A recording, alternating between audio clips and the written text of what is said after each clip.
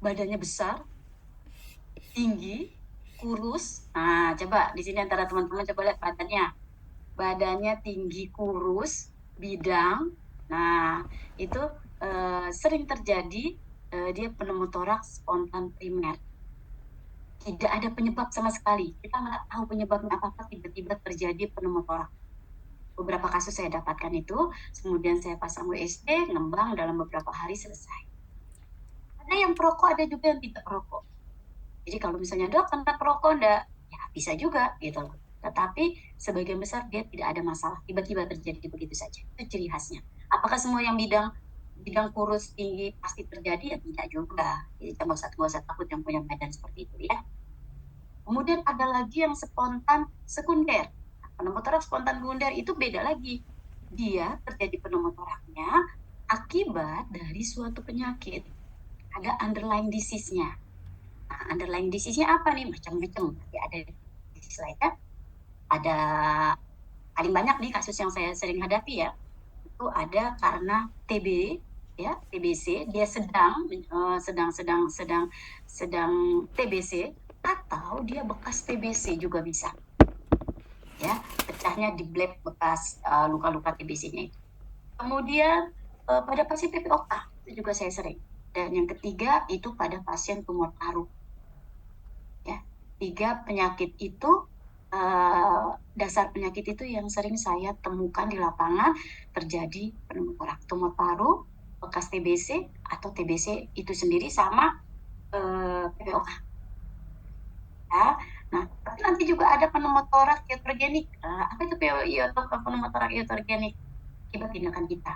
Misalnya saya sebagai orang kesehatan saya melakukan WSD, pemasangan WSD, kena tuh parunya, ya, kena parunya sama jarum jebrek, kempes parunya jadi pneumotoraks.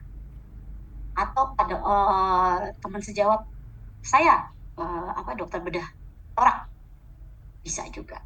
Ya, atau akibat dokter bedah melakukan sesuatu entah apa itu pengambilan jaringan dan segala macam kena tumor kena parunya, ya kempes dia parunya itu iatrogenik ya.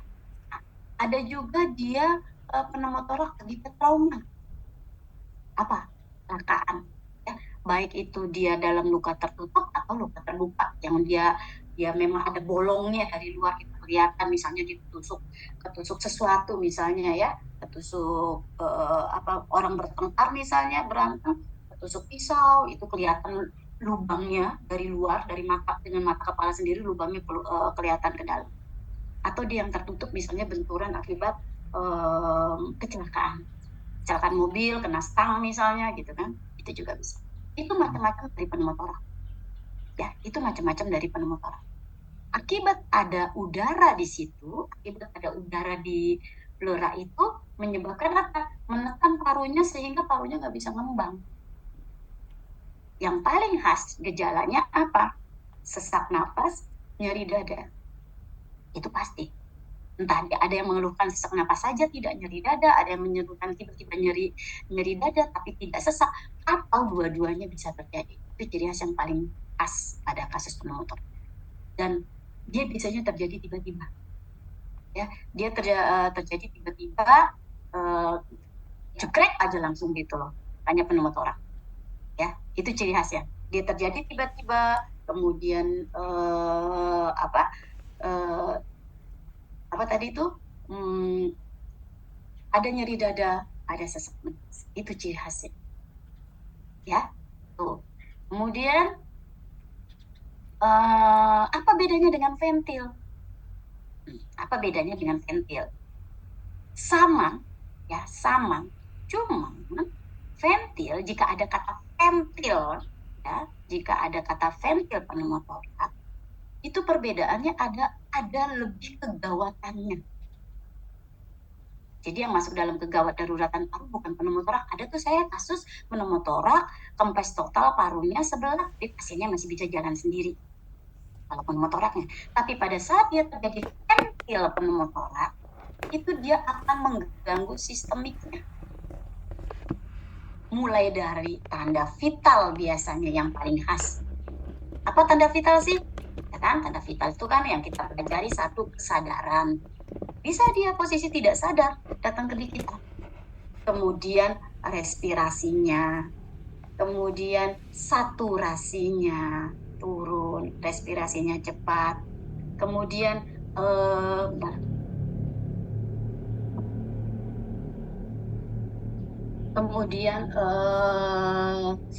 tensinya yang dia jadi cepat. Kalau nggak cepat ditolongi, biasanya kan gitu ya, kalau orang jelek itu biasanya dia naik dulu, takikardia dulu, habis itu dia baru nanti bradikardia kalau nggak cepat.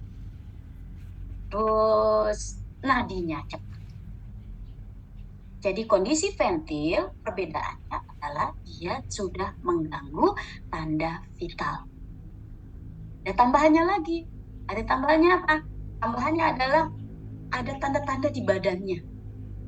Ya, kalau tanda-tanda pneumotorak di pemeriksaan paru sama ya, mau pneumotorak biasa, mau pneumotorak ventil sama. Di mana inspeksinya dia ada gerak dada gerak dada terlambat ya, tidak sama. Dia kan harusnya ngembangnya sama kiri kanan. Ini dia cuman ngembang satu, yang satunya diam. Ya. Kemudian dari palpasinya ada hipersonor. Ya, di daerah yang pneumotorak, di auskultasinya tentu tidak akan terdengar apa nafasnya. Ya kan kempes parunya. Kita tidak akan mendengarkan gerakan nafas, suara nafas. Kemudian dari perkusinya tadi ya, hipersonor, kemudian dari palpasinya itu dia kita nggak kedengaran apa-apa. Pemeriksaan fisik sama, mau pneumotorak, ventil pneumotorak sama. Cuma perbedaannya antara ventil pneumotorak dengan pneumotorak, pada ventil itu ada ciri khas seperti apa? Ada peningkatan JVV. Kemudian ada pendorongan trakea, deviasi trakea. Gitu ya. Jadi apa bedanya pneumotorak sama ventil pneumotorak? Kalau secara pemeriksaan paru sama, secara fisiologis sama, ya patofisiologisnya sama, ya. Cuman pada ventil dia ada di badan ada peningkatan JVV, kemudian di tanda vital itu ya ada terjadi kekacauan di situ. Ya. Itu kemudian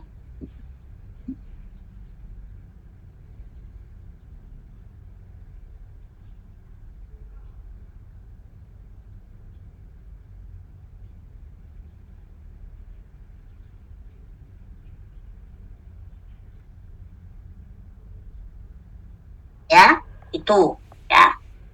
Terus apa tata laksananya? Tata laksananya ya sama. Ya mau pneumotorak, mau ventil pneumotorak, ya tata laksananya adalah kita pasang selang supaya udara yang terjebak di dalam antara pleura paritalis dan visceralis itu bisa keluar. Prinsipnya itu kita kasih jalan. Karena kan jalan buntu di situ. Kita kasih jalan dengan cara pasang selang. Istilahnya apa? Chest tube. Ya, selang chest, cerang dada. Istilah pakai alat apa? WSD. WS. Ya, water silts drainase. Ya. Nah, jadi pakai WSD alatnya. Tindakannya chest tube. Ini jangan dicampur-campur ya. Alatnya WSD, tindakannya chest tube. Ya, tetapi khusus untuk yang ventil pneumotorak, sebelum kita kan kalau kita mau melakukan WSD kan harus ada tahapan apa, persiapan alat lah, apalah. Kalau ventil kan nggak bisa nunggu ya, nggak bisa nunggu, mati dia kalau nggak cepat kita tolong. Maka ada satu tindakan yang wajib dikuasai oleh semua dokter IGD. Ini kompetensi kalian nanti jadi dokter. Harus jadi dokter paru untuk melakukan ini. Adalah dengan apa? Melakukan mini WSD. Apa dok mini WSD? Gampang. Dengan apa? Ambil jarum IV line, itu yang kalian kalau suka diinfus tuh dipasang di tangan tuh. Nah, itu IV line. Tusuk saja di dada yang sakit. Ya, di mana? Di ICS 2 mid clavicularis. ICS 2 mid clavicularis, tusuk aja, jegrek aja di situ. Artinya apa? Kita memberikan, jadi akibat tekanan udara di dalam yang terjebak itu kan yang menyebabkan kekacauan semuanya ya kan. Maka kita pasang di situ jegrek, kemudian udara jadi bisa keluar lewat jarum IV line itu, lebih baik hasilnya. Pasti akan jauh lebih baik. Kalian sudah menolong satu jiwa di situ. Ya. Nah, masalahnya di beberapa rumah sakit swasta yang saya pegang, ada yang dokter-dokter IGD-nya nggak mau. Dia nggak mau melakukan, dok maaf dok, saya nggak pernah melakukan, dok nggak berani. Hah? Itu kan, itu kompetensi kalian, ada. Ya, di UKDI ada itu kompetensi kalian harus berani melakukan. Ya, jangan takut. Selama apa? Selama pemeriksaan fisik kalian benar, selama memang dia terjadi pneumotorak, maka jangan takut kalian menusuk dada orang. Itu justru menyelamatkan, tidak akan membahayakan. Tapi dengan syarat memang benar pneumotorak. Jangan nanti paru normal nanti kalian tusuk, atau salah. Yang pneumotoraknya di kanan, yang ditusuk di kiri. Itu bukan masalah baru tuh. Ya. Dan itu wajib kalian kuasai nanti. Kalian kan pasti akan merasakan sebelum mungkin, walaupun kalian nanti akan sekolah lagi, tetap kalian akan merasakan yang namanya fase IGD. Ya, nah itu kalian wajib berani melakukan. Kalau nanti kalian lagi jadi koas, pas dokter jaganya malah yang nggak berani, kalian yang harus minta izin. Ini saya sudah mendapat pelajaran di blok respirasi. Ini kondisi ventil pneumotorak. Apalagi kebetulan kalau di rumah sakit kan ada apa? Ada ronsen, lebih meyakinkan lagi kan? Ini pneumotorak, ini ventil dok. Mohon izin, kita harus melakukan yang namanya pertolongan pertama, gitu ya. Ya, dengan melakukan mini USD itu namanya. Ya, itu. Udah, selesai. Sudah dipasang selang, mau berapa lama dok pasang selang? Ya sampai parunya mau ngembang sendiri. Tugas kita sebetulnya selesai di situ. Kita kasih jalan, udara keluar. Ya kan? Berapa lama? Ada yang sehari udah ngembang, ada yang saya dapat sebulan nggak ngembang-ngembang. Ada yang 3 bulan nggak ngembang-ngembang. Setelah kita melakukan pertolongan itu, maka langkah selanjutnya adalah mencari tahu apakah ini spontan primer, apakah ini spontan sekunder. Kalau memang spontan primer, selesai. Kita tinggal observasi alat kita saja. Tapi kalau dia spontan primer, sekunder, berarti kan ada penyakit dasar. Maka penyakit dasarnya kita harus tata laksana. Kalau dia penyakit dasarnya PPOK, cepatlah ditangani PPOK-nya, nanti dipelajari oleh dokter No ya. Kalau dia tumor paru, cepatlah diatasi tumor parunya, nanti diajarin dokter Andreas. Kalau misalnya dia karena bekas TB atau TB, ya kalau bekas TB nggak diapa-apain. Tapi kalau dia TB, ya harus dikasih obatnya, ya. Nanti kalian belajar di TB. Sudah selesai. Hanya itu aja sebenarnya. Ya, simpel. Kalau pneumotorak itu mau ventil, mau pneumotorak saja, simpel, sama. Kasusnya sama, tata laksananya sama, semuanya sama. Cuman kecepatan kalian. Kalau pneumotorak, lapor nih ke saya nih, ada dokter IGD, lapor dokter Siska, mohon izin ada pasien pneumotorak, ada tanda-tanda ventil, nggak ada dok. Oke, siapkan WSD besok. Masih bisa nunggu besok, saya datang. Misalnya malam pasiennya, nggak mungkin saya malam datang kan.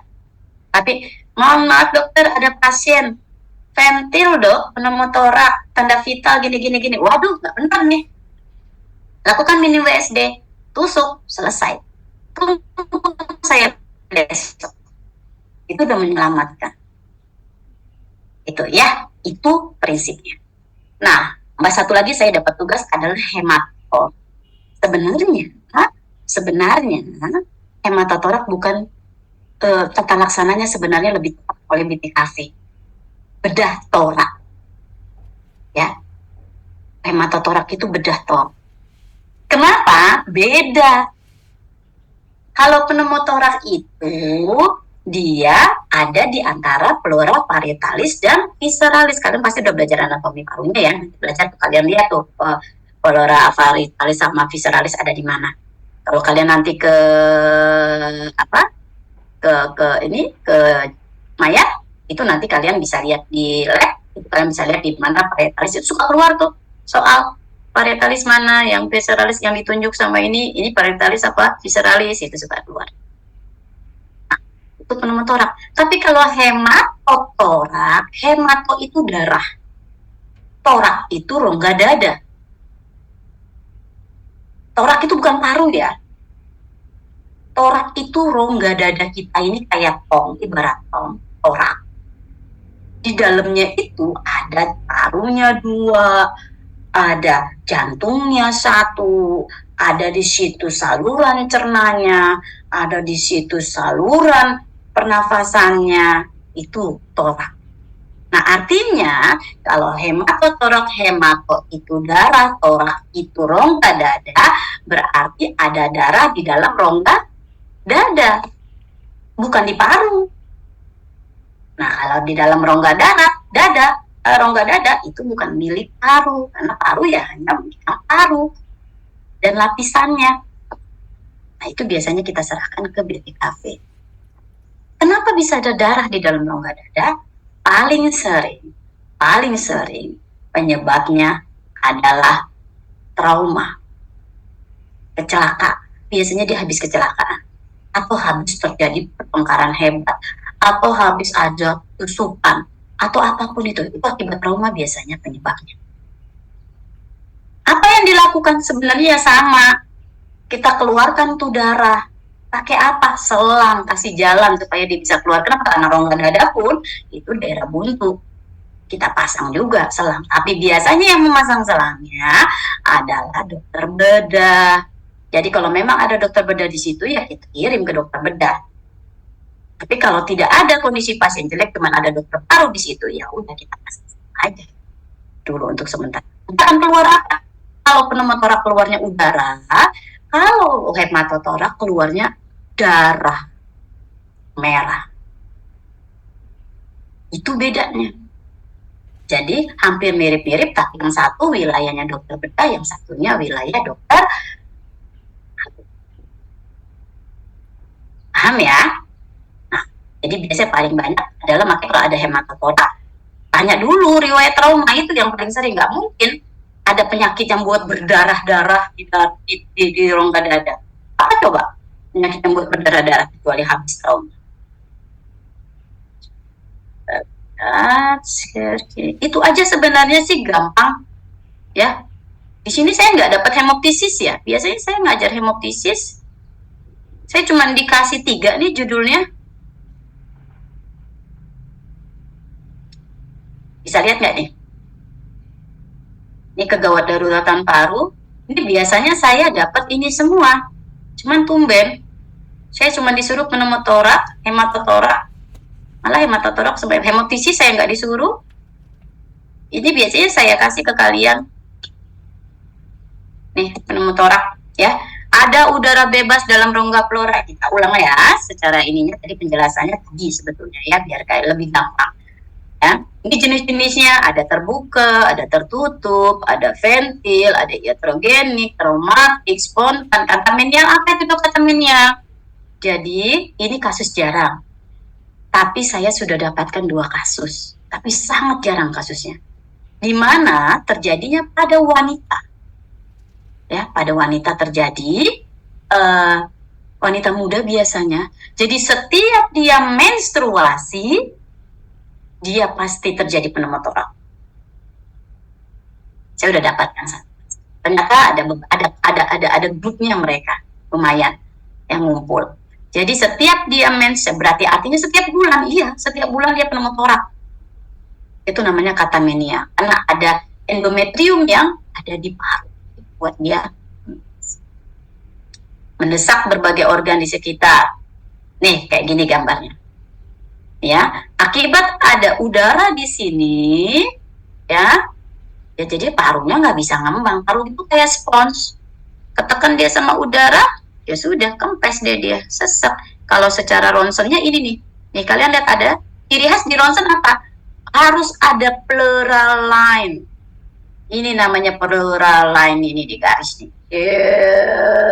Nah, itu namanya pleural line. Jadi biasanya dia harus ada pleural line, berarti ini isinya udara, ini parunya. Yes, ya, pasang selang. Ini ventil, ada udara sama, ya, tetapi menyebabkan suatu tekanan yang meningkat, ya.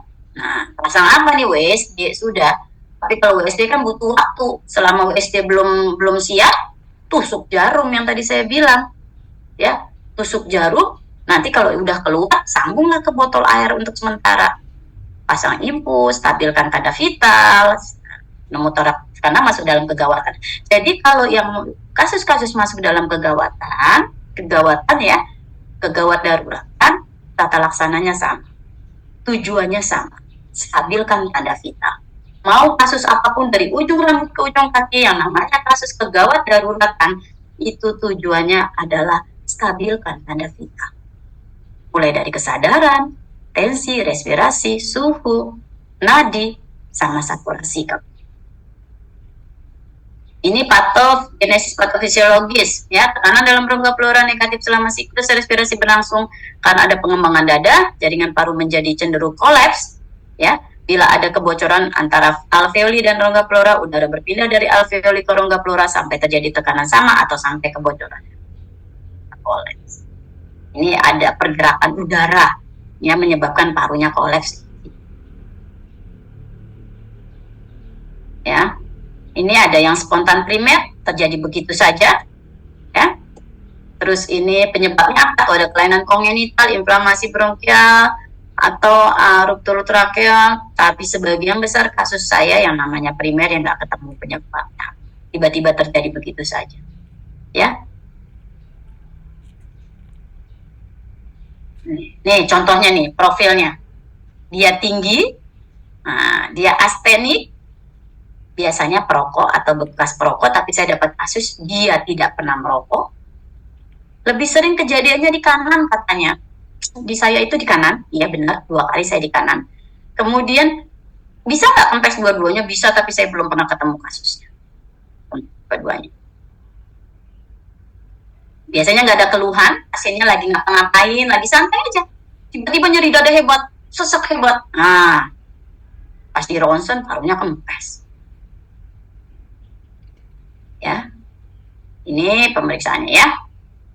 Kalau yang sekunder pasti ada penyebab. Nih paling tadi saya sebutkan PPOK, TB, kanker, ya, metastasis, apa ini tapi sarkoidosis, AIDS, HPCP jarang saya. PCP pasien HIV beberapa saya dapat pasien. Tapi kenapa dia bisa? Karena dia ada TB-nya, makanya underlying disease-nya paling sering ya TB. Ya. Ya, paru di sebelah kanan yang kempes ya. Jadi kalian harus terbiasa sering-sering lihat ini. Lihat ronsen. Evakuasi udara, ya tata laksananya cuma itu, gimana caranya kita kasih jalan udara keluar. Non operatif dipasang WSD. Tapi kalau diobservasi nanti dilihat ada ini enggak, ada pengembangan atau nanti evaluasi pakai apa dok? Ronsen, kita lihat kalau sudah tidak ada pergerakan, tidak ada bubble, tidak ada undulasi di selangnya itu, tidak ada pergerakan udara, ya kita ronsen, ya kita lihat udah ngembang atau belum. Ini WSD-nya ya, ini alat-alat WSD ya. Ini bukan kompetensi kalian, tenang aja. Ya, tidak akan ditanyakan, sekedar tahu saja. Itu kerjaan saya ini, ya. Tapi yang penting saya minta, kalian nanti kalau di IGD harus berani melakukan tusuk jarum untuk kasus pentil pneumotoraks. Ya. Nah, jika nanti ada kasus nih, seperti saya pernah dapat kasus, jadi udah 2 bulan saya pasang WSD, ya, parunya nggak ngembang-ngembang pada pasien bekas TBC. Akhirnya apa? Saya serahkan ke dokter BTKV, ya, ke dokter BTKV untuk diapain kok dok? Ya, nanti sama dia dibuka dadanya, yang luka-luka bekas luka-luka TB-nya itu dibersihkan supaya akhirnya bisa ngatuk lagi antara pleura parietalis sama visceralisnya. Jadi tidak ada tempat untuk terisi udara. Itu udah bagian BTKV. Ya, dibuka tuh. Resikonya apa kalau dibuka parunya? Ya ini iotrogenik nih, bisa perdarahan kan, jadi hematotoraks. Udah itu doang. Jadi hematotoraks memang saya tidak bahas secara detail, tetapi prinsipnya sama. Cuma secara anatomi berbeda lokasi. Satu di rongga torak, ya kalau hematotorak isinya udara, isinya cairan, darah, lokasi di di rongga torak, kalau hematotorak. Kalau pneumotorak itu ada di antara pleura visceralis dan parietalis, isinya udara. Itu aja. Simpel kalau di saya, nggak terlalu sulit. Tenang aja. Ada yang bertanya nggak? Ada yang mau nanya nggak? Ini ada lagi lebih detailnya. Ini pneumotorak berdasarkan guideline BPS 2010.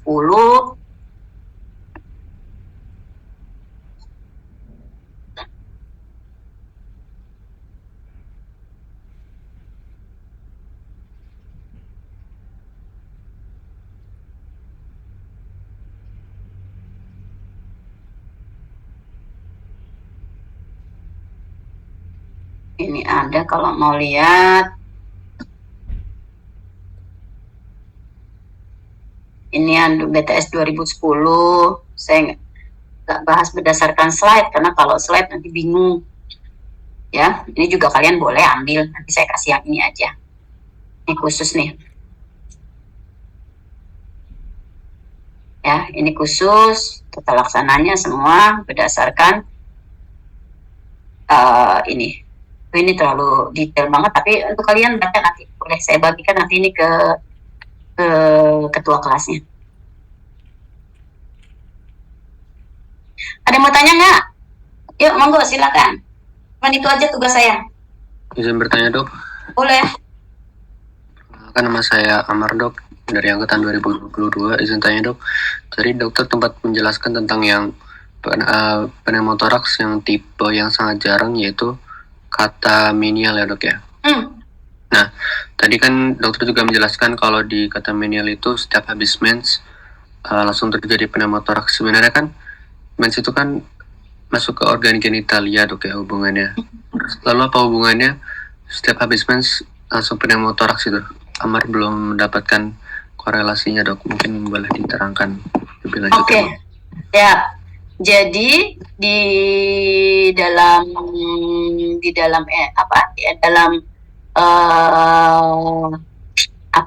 itu organ kewanitaan itu ya, di dalam kandungan itu ya, itu ada yang namanya sel endometrium.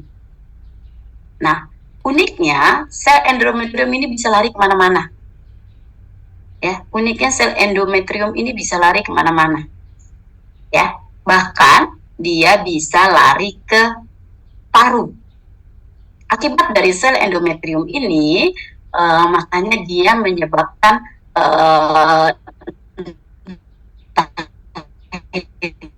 itu suatu peradangan, menyebabkan suatu peradangan yang dia menyebabkan pecahnya alveoli. Ya, pecahnya alveoli, akhirnya terjadi pneumotoraks. Aneh nggak? Ya, aneh. Makanya kejadian yang sangat